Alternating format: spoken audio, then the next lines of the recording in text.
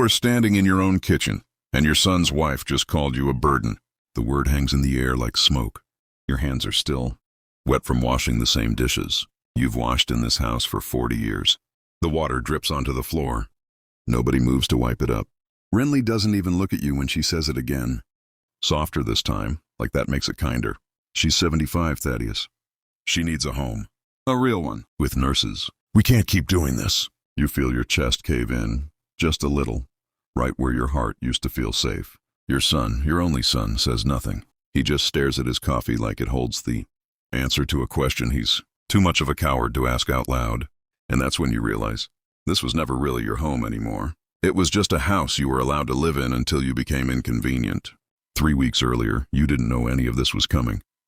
3 weeks earlier, you were just Ottoline Farraday, 75 years old, widow of a good man named Beckett Farraday, mother of one son, grandmother of one bright, stubborn girl named Junia who still called you every Sunday just to hear your voice. You'd lived a simple life. You raised Thaddeus on a teacher's salary and your husband's factory wages. You clipped coupons. You mended clothes instead of buying new ones. You skipped vacation so your son could go to college. And when Beckett died 6 years ago, you moved in with Thaddeus and Renly because they said, "Mom, you shouldn't be alone. Come live with us." You believed them. You believed it was love. For the first year, it almost was. You cooked. You cleaned. You watched Junior after school so Renly could work her long hours at the marketing firm. You never asked for anything. Not money, not thanks, not even a birthday card. Some years, you told yourself that's what mothers do. That's what grandmothers do. You give until there's nothing left to give. And you call it love instead of exhaustion. But somewhere along the way, something shifted. Renly stopped saying thank you. Thaddeus stopped looking you in the eye. And the whispers started. You'd hear them through the walls at night. She's slowing down. She forgets things. She's not what she used to be. You wanted to scream through that wall. I hear you.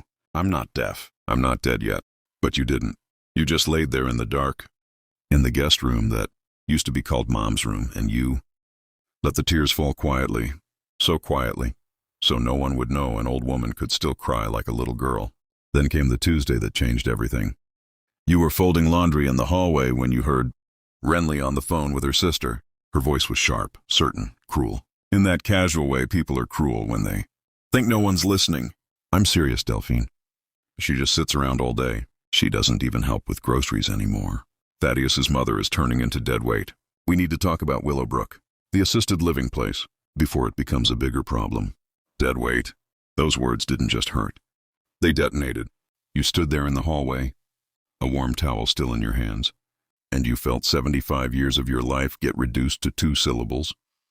Dead weight. You thought of every sacrifice, every skipped meal so Thaddeus could eat, every night shift you picked up as a young widow-to-be, working 2 jobs so your boy could have new shoes for school, every Christmas you spent alone after Beckett passed, just so you wouldn't impose during their family time. And now you were dead weight. You didn't confront her that day. You didn't have the strength yet.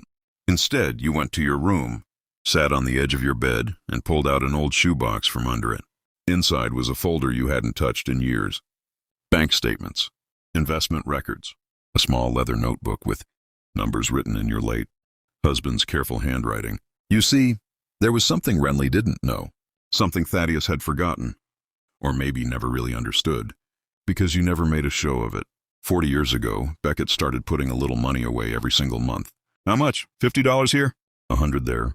Into a modest fund, then a slightly better one, then stocks a coworker, recommended back in the 80s, that nobody thought would amount to anything. You kept doing it after he passed, quietly, faithfully, while the world assumed you were just a poor old widow, living off Social Security and charity. You were something else entirely. You were patient. And patience, when it comes to money, is its own kind of power. That night you didn't sleep. You sat with that folder in your lap and you thought about Renly's voice on the phone. Dead weight. You thought about how easy it would be to just accept it, to let them ship you off to Willowbrook, to become a name on a visitor's log that gets checked less and less each year. But something in you, something Beckett used to call your backbone, refused. The next morning, you did something you hadn't done in a decade. You picked up the phone and called Ezra Calloway. Ezra had been the branch manager at your bank for almost 20 years. A kind man, sharp as a tack, who always remembered your name and your husband's even after all this time. Ottoline, he said warmly when he picked up. It's been too long. Everything all right? You took a breath. Ezra, you said. I need to see my full statement.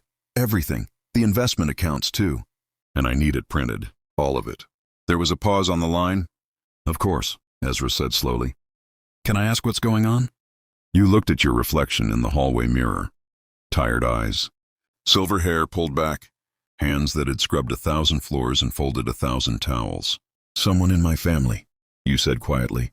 Seems to think I'm worth nothing. Ezra's voice went firm. Ottoline, when you come in tomorrow, we'll go over every single number. I think you're going to be very surprised. You hung up the phone. For the first time in weeks, you felt something other than shame. You felt anticipation. That Thursday you told Thaddeus you had errands to run. He barely looked up from his phone. Sure, Mom, need a ride? No, you said. I can manage. You took the bus like you always did. Past the same stores. The same corner where you used to walk Junia to her elementary school. When you walked into the bank, Ezra was already waiting. A folder thick with papers sitting on his desk. Sit down, Ottoline, he said, sliding the papers toward you. Let's talk about your money. Your hands trembled as you opened the folder. Numbers, rows and rows of numbers. The investment account Beckett started in 1986. The modest mutual fund that had quietly, steadily grown for 4 decades. The property you and Beckett had bought, outright back when land was cheap on the edge of town, land that, Ezra explained, a development company had been trying to buy for the last 2 years for a shopping complex. And then at the bottom of the page, the number that made your breath catch in your throat, $2.3 million. You read it 3 times. That's not a typo. You whispered. Ezra smiled gently. No, ma'am. That's not a typo. Your husband was a very smart, very disciplined man. And you, he added, looking at you with something like respect. You never touched it. Not once in 6 years of hardship. You just let it grow. You sat there in that little office, an old woman in a worn cardigan, staring at a number that would make Renly's jaw hit the floor. Dead weight. The words echoed in your head again, but this time, they didn't hurt the same way. This time, they made something ignite in your chest. You didn't tell Thaddeus. Not yet. Instead, you went home and you watched. You watched Renly roll her eyes when you asked for a second helping at dinner. You watched Thaddeus flinch every time you needed help with your phone, like your confusion was a personal insult to him. You watched Junia, sweet Junia, try so hard to bridge the gap, inviting you to sit with her while she did homework, asking you stories about Grandpa Beckett just to make you smile. Junia was the only one who still looked at you like you mattered. One evening you overheard Renly on the phone again, this time with a real estate agent. We're thinking of converting the guest room into a home office, she said. Once, the arrangement changes, obviously. We just need a timeline for Willowbrook's openings. An arrangement. That's what you were now. An arrangement to be changed. That night at dinner, Renly finally said it to your face. Ottoline, she began, using your first name instead of Mom, which she hadn't done in years. We've been talking, and we think it's time you considered some other living options, somewhere with more support for your own good. Thaddeus stared at his plate. Is that so? You said calmly. There's a wonderful place, Renly continued. Willowbrook Senior Residences. Very clean, very safe. They have bingo, arts and crafts. I don't want bingo, you interrupted, voice steady. I want respect. The table went silent. Mom, Thaddeus finally said, it's not like that. It's a lot taking care of you, financially, emotionally. Renly works so hard and I... You what, Thaddeus? You asked. Finish that sentence. He couldn't. Renly jumped in instead, her voice sharpening. Look, we're not trying to be cruel. But you have to understand, you don't contribute anymore. No income, no savings probably. You're just a burden we didn't plan for. There it was. Out loud, at the dinner table in front of your granddaughter. Burden. Junia's fork clattered onto her plate. Mom, she said to Renly, eyes wide with disbelief. That's Grandma. You can't talk to her like that. Junia, stay out of adult conversations, Renly snapped. You looked at your son, waiting, hoping he would say something, anything, defend the woman who raised him. He didn't. He just looked down again. And in that silence, something inside you finally, quietly, broke free. You stood up slowly from the table. All right, you said. If that's how you see me, then let me show you something. You walked to your room. retrieved the folder you'd hidden beneath your sweaters in the closet, and returned to the table. You placed it in front of Renly without a word. She opened it, confused, scanning the first page. Then her eyes stopped. You watched the color drain from her face as she reached the final number. This can't be right, she stammered. It's very right, you said. Ezra at the bank can confirm every cent. Thaddeus grabbed the folder from her hands, his eyes darting across the page, disbelief written across every line of his face. Mom, he whispered, is this real? Every dollar, you said. 40 years of your father and me not spending on ourselves, so you could have a good life, growing quietly while everyone assumed I was penniless, while everyone called me a burden. Renly's mouth opened and closed like a fish out of water. Ottoline, we didn't know. No, you said, voice trembling now, but not from weakness, from something fiercer. You didn't know because you never asked. You never once asked about my life before I became your problem. You just decided what I was worth, and it was nothing. The kitchen was silent except for the hum of the refrigerator. I think, you continued, it's time we discussed Willowbrook after all. Renly's eyes lit up with something like hope. Oh, Ottoline, if you're reconsidering... Not for me, you said. For you and Thaddeus. Because effective immediately, I'll be moving out. I've already spoken with Ezra about purchasing a small home near Junia's school. A place of my own. Somewhere I'm wanted, not tolerated. Thaddeus's face went pale. Mom, wait, you don't have to... I don't have to do anything anymore. Thaddeus, you said, and for the first time in years, your voice didn't shake. That's rather the point. You looked at Renly one last time. You called me deadweight, you said quietly. But deadweight doesn't hold a family. Up for 40 years while everyone else spends what isn't theirs. Deadweight doesn't quietly build a future for people who can't even remember. To say thank you. You closed the folder, tucked it under your arm, and for the first time in 6 years, you felt something like your own name settle back onto your shoulders. Not mom, not burden, not arrangement. Ottoline. 2 weeks later, you stood in the doorway of a small, sunlit house 3 streets from Junia's school. It wasn't big. It wasn't fancy. But it was yours. Every doorknob, every window, every creaking floorboard, bought and paid for, free and clear, with money nobody ever thought you had, because nobody ever thought to ask who you really were. Junia visited every single day after school, dropping her backpack by the door like she'd been coming home to this house her whole life. Grandma, she said one afternoon, curled up on your new porch swing, why didn't you ever tell anyone about the money? You thought about that for a long moment, watching the golden light fall across the yard. Because I didn't marry your grandfather for money, you said. And I didn't raise your father for gratitude.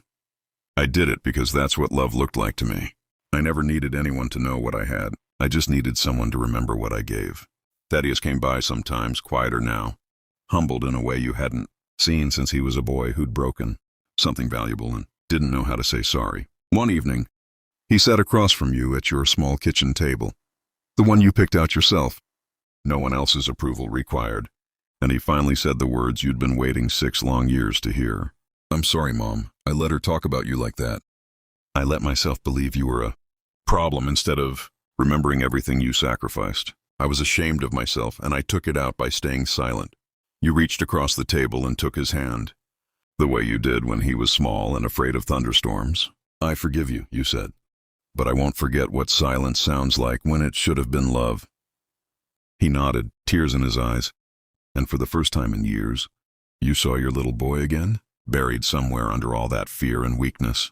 As for Renly, she never apologized, but she also never called you a burden again. Some people learn respect through love. Others only learn it through the fear of losing what they took for granted. Either way, you didn't need her lesson anymore. You had already learned yours. Now every morning, you wake up in a house filled with morning light and no one questioning your worth. You make your coffee slowly, savoring every sip because you can. You sit on your porch and watch the world move by. And for the first time in years, you are not waiting for someone else's permission to simply exist. You were called a burden at 75. But burdens don't quietly carry a family for 40 years. Burdens don't build empires out of nothing while the world looks away. You were never dead weight. You were the foundation they never noticed, until the day they finally saw what you were truly worth. And by then, you had already learned the only truth that mattered. Your value was never something someone else got to decide. It was yours all along.